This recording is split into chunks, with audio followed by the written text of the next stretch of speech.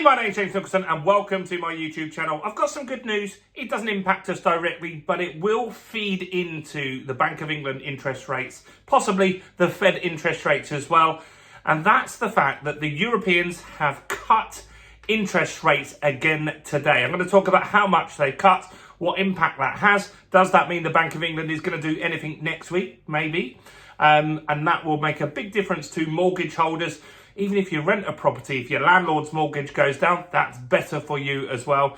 So we're going to cover all of that and more in this video. Before we jump into this, if you haven't done already, do subscribe to the channel over there and hit the bell notification. Yesterday we had 500 new subscribers. Had a very popular video yesterday which got lots of new subscribers to the channel. So welcome if that's you. And right here, smash like, tickle like, do something to that like button.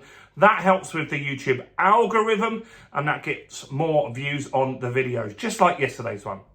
So, the ECB, the European Central Bank, have had their meeting today and they have cut interest rates. And there's quite a few reasons for that, which I'm going to go into. In short, Europe is not looking as great as it was. And it's looking like potentially they could be close to a recession at some point next year. Growth has been revised downwards, and that isn't what anyone wants to hear, especially if you're employed. Obviously, that means potentially job losses in Europe at some point. So, inflation is under control over there, or at least it's better than ours. So, the inflation figures they've just had pins their inflation at a flat 2% target. That's the target, and they've hit that. What's interesting, if you don't know this, why do we have inflation at 2%? Well, some chap just decided that 2% sounded good.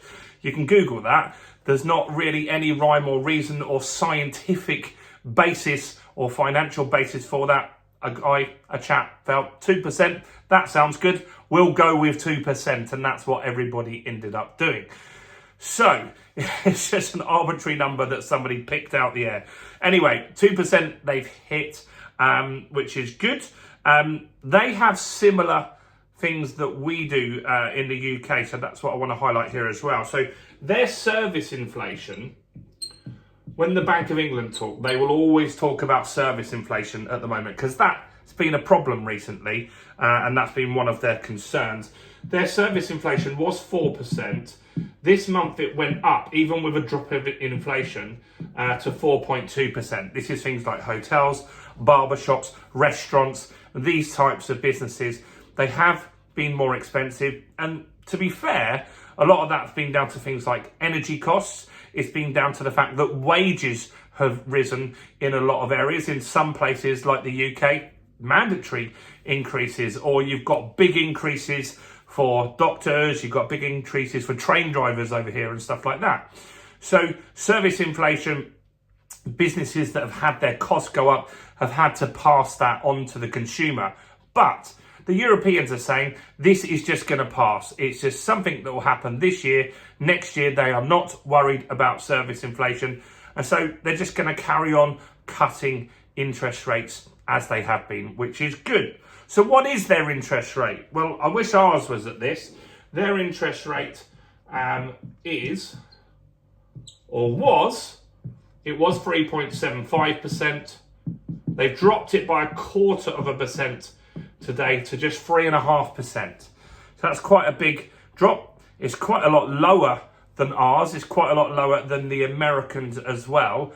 And what's interesting, often when you cut rates, your currency devalues. The euro's actually got stronger against the dollar today, which is pretty good. I looked as well, and the pound is also pretty strong. So that gives us some ammunition to potentially cut rates in September as well. So we'll talk about that in a second. What's interesting as well is economists and analysts have come back off the back of this cut, talking in Reuters, talking in the BBC and other places.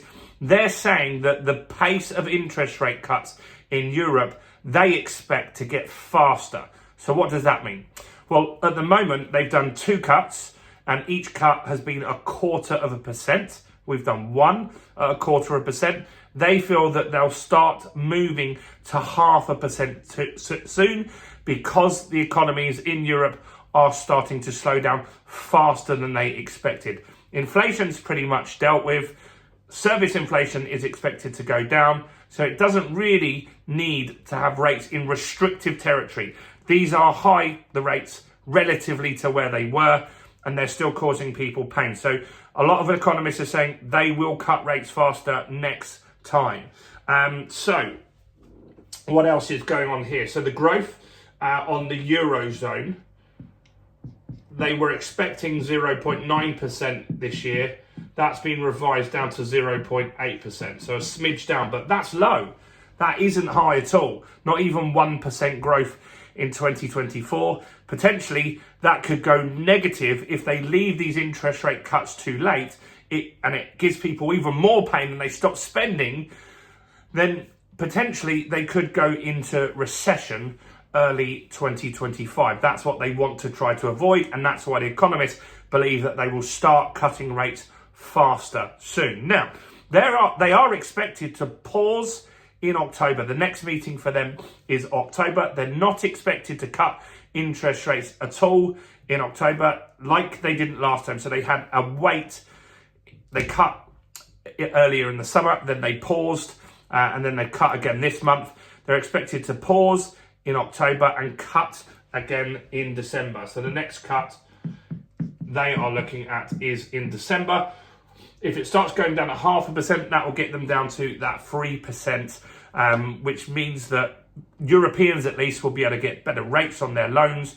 They'll get better mortgage rates, and they will get the benefits from that a lot sooner than we will here in the UK. Now, when we look at all of this stuff, this does make it easier for other central banks to cut.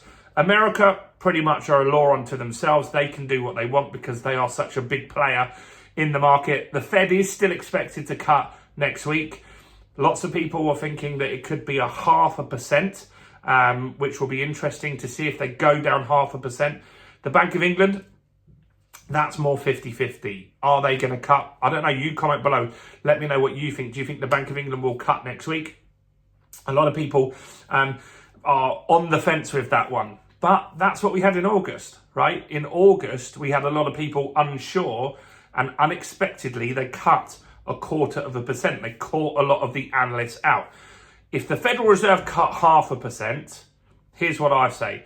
I believe that if the Federal Reserve cut 0.5%, I believe the Bank of England will cut 0.25%. That will give them that option to do that. A lot of it will be based off, obviously, inflation data. We'll see that data coming through in the next week as well. But this is good. If other areas start to cut interest rates, it helps everybody bring theirs down. And also, it will be great if the Europeans do start to bring it down at a faster rate. For mortgage holders over here, that will be good news, and the Bank of England will have that ability to follow as well. So, positive, yes. Not great that the output and the growth is slowing, but mortgage rates dropping, loan rates dropping, those things are going to help businesses. Let me know your thoughts and opinions in the comments below. Do smash like, do subscribe. I've got some more content on the renters' rights bill coming out this week. I'm going to talk about my thoughts and opinions on that, so do look out for that video. Yesterday's video has got crazy amounts of views. Nearly 50,000 people watched that. So do go and watch that video and really understand the renters' rights bill. It's a big thing. Not more than 600 people commented on that video. So go and have a read of the comments as well. Do check out all the other content on my channel, including this video right here.